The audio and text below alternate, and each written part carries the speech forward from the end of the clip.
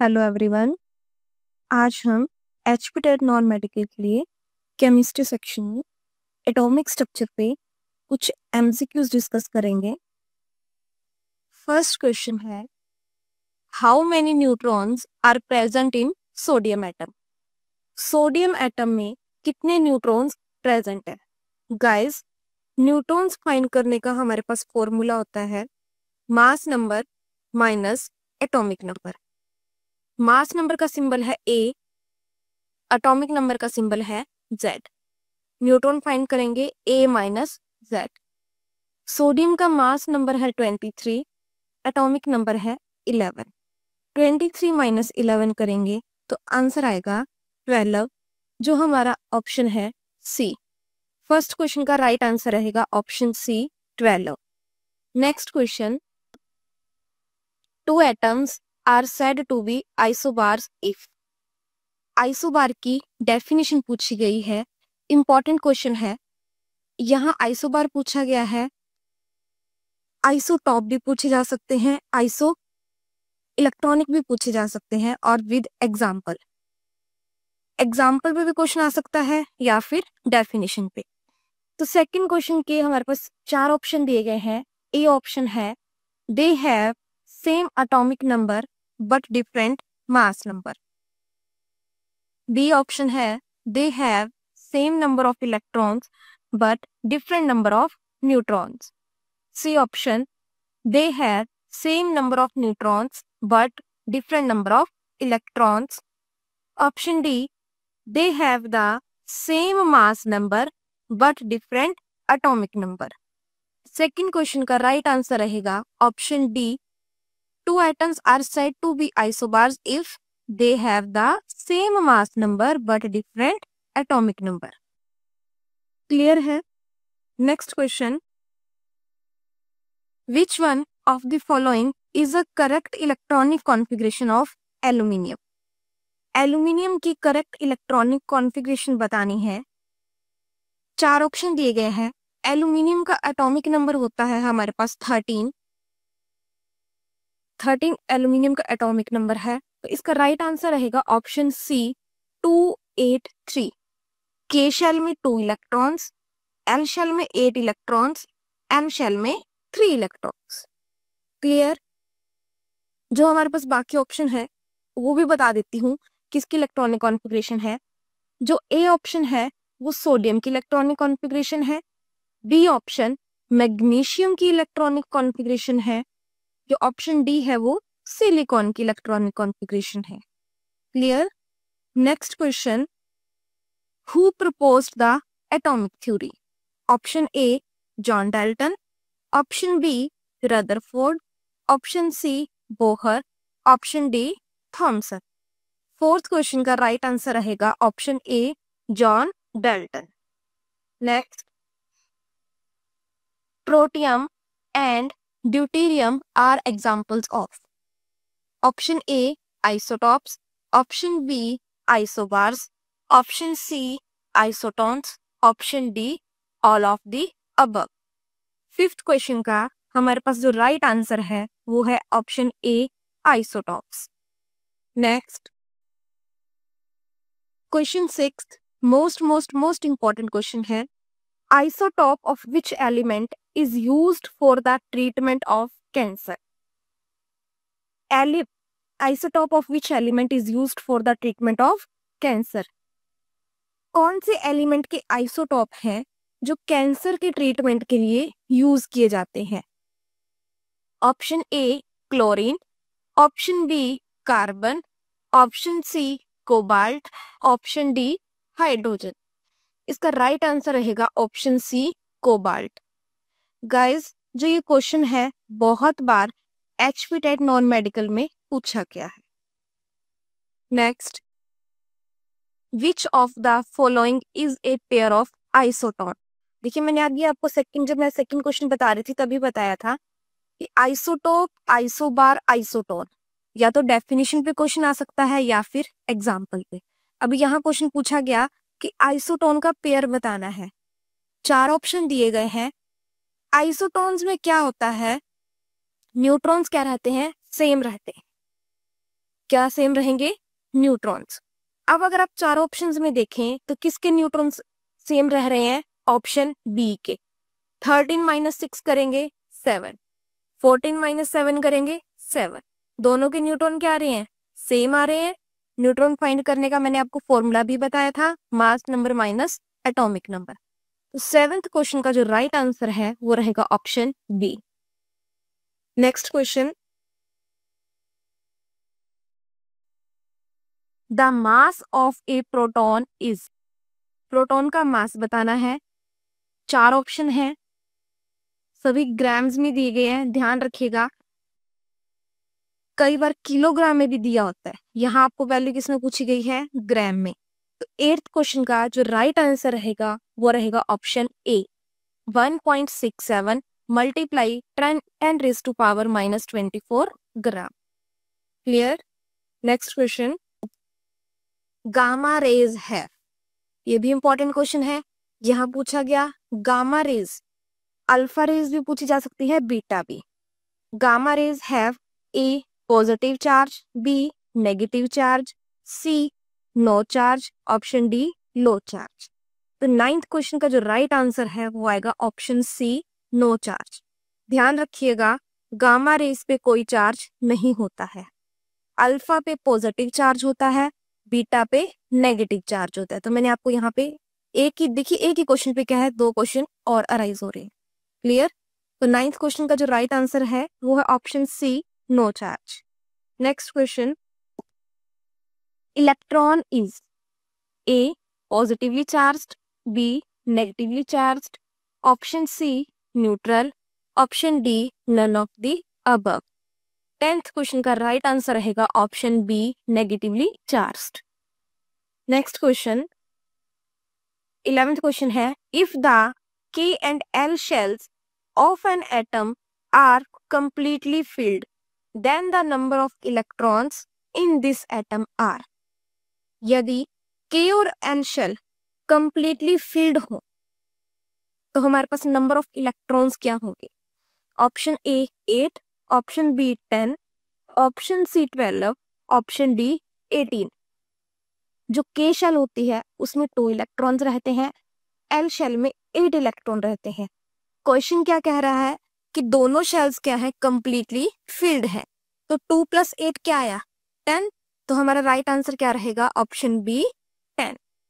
Next question, the number of neutrons in, देखिए ये symbol Br bromine का symbol है। The number of neutrons in, bromine के क्या है? आपको न्यूट्रॉन्स पूछे गए हैं, क्या रहेगा? Mass number minus atomic number, 80 minus 35।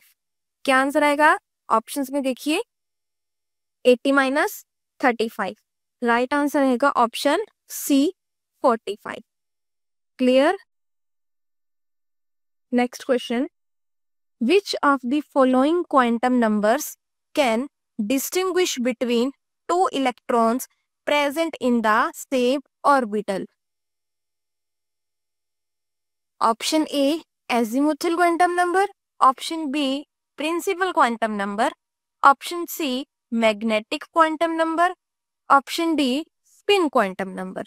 जो 13 क्वेश्चन है इसका राइट आंसर रहेगा option D, spin quantum number. Next, N atomic number has n is equal 3, what are the possible values of L? n की वैल्यू क्या दी गई है? 3 दी गई है। हमें L की पॉसिबल वैल्यूज बतानी है कि क्या रहेंगी। Option A 1, option B 2, option C 3, option D 4। 14th question का जो राइट आंसर है वो रहेगा ऑप्शन बी 2। n क्या है? 3 है। तो हमारे पास इसको फाइंड करने का फॉर्मूला रहेगा L इज इक्वल में n-1, 3 - 1 2। 14th का जो राइट आंसर है वो है option B 2। Next question, if n is equal 1, what is the value of L? Same question है, if n is equal 1, what is the value of L? Formula भी बताया था, n-1, 1 - 1 0। तो 15th क्वेश्चन का जो राइट आंसर है वो क्या है? Option A 0। Next question, the maximum number of electrons present in a subshell can be represented by. Subshell में क्या पूछे गए हैं? Maximum number of electrons. Important question है। Option A 2n², option B 2l+1, option C 4l+2, option D 4l-2। 16th question का जो right answer रहेगा वो रहेगा ऑप्शन सी 4l+2। कंफ्यूज हो सकते हैं यहाँ पे बी और सी ऑप्शन में। ध्यान रखिएगा, सबशेल में मैक्सिमम नंबर ऑफ इलेक्ट्रॉन्स पूछे गए हैं। रिपीट कर रही हूँ, सबशेल में मैक्सिमम नंबर ऑफ इलेक्ट्रॉन्स पूछे गए हैं, तो राइट आंसर रहेगा ऑप्शन सी 4l+2। अगर ऑर्बिटल्स की बात करता सबशेल में तो राइट आंसर रहता ऑप्शन बी 2l+1। तो 16th क्वेश्चन का जो राइट आंसर है वो रहेगा option C 4l+2। 17th question, how many electrons in an atom may have the quantum number? n is equal to 3, l is equal to 0। क्या answer रहेगा इसका? कितने इलेक्ट्रॉन्स हैं? Option A 1, option B 0, option C 2, option D 3। तो इसका right answer रहेगा option C 2। Next question, the maximum number of electrons with L is equal 3 is. हमें electrons बताने हैं जब L की वैल्यू क्या हो? 3 हो। अभी हमने पीछे क्वेश्चन किया था, फॉर्मूला था 4l+2। L की वैल्यू क्या है यहाँ पे? 3। 4l 4 × 3, क्या आंसर आएगा? 4 3 12 प्लस 2 14। तो देखिए ऑप्शन कौन सा ऑप्शन क्लियर है? 18th का बी ऑप्शन जो है राइट आंसर रहेगा 14।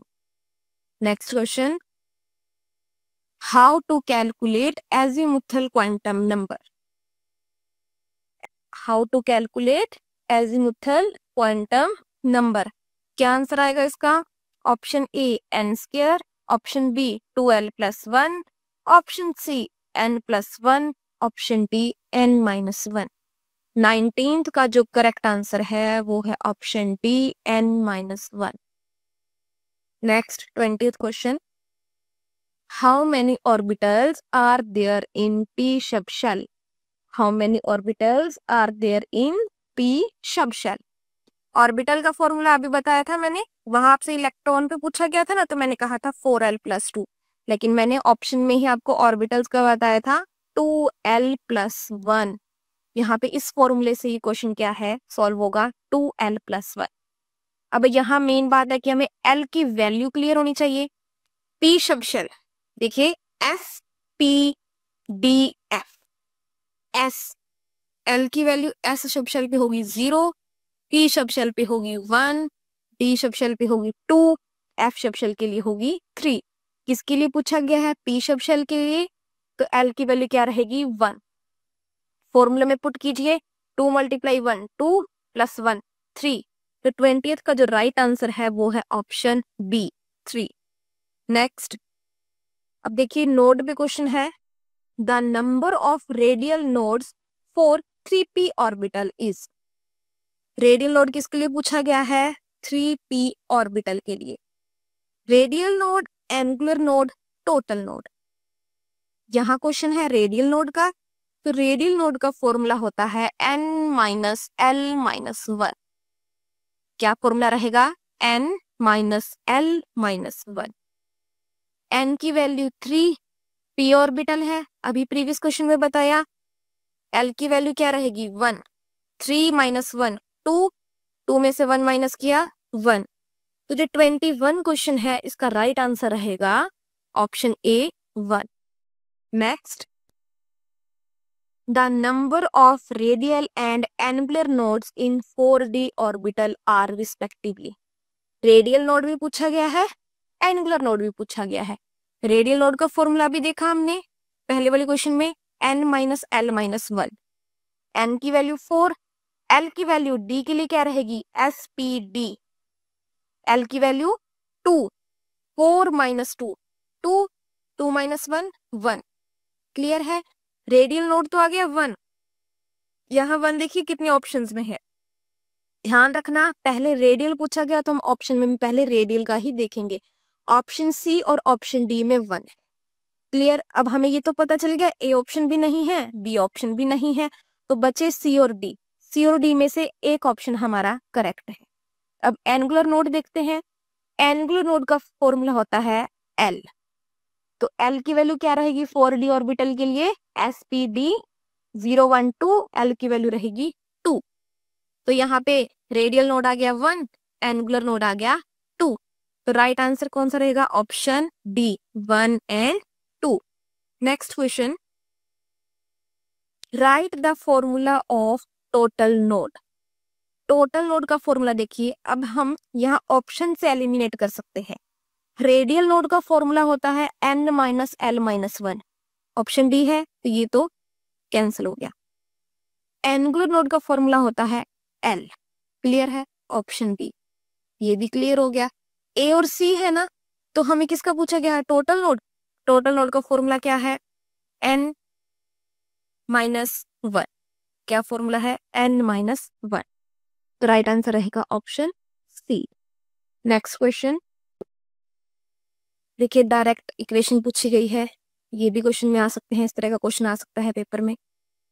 24 क्वेश्चन है, विच of the following is the correct de Broglie equation. क्या बताना है? De Broglie equation. 4 ऑप्शंस दिए गए हैं। Option A, lambda is equal में h into P. B option है लैम्डा इज इक्वल में h बाय पी।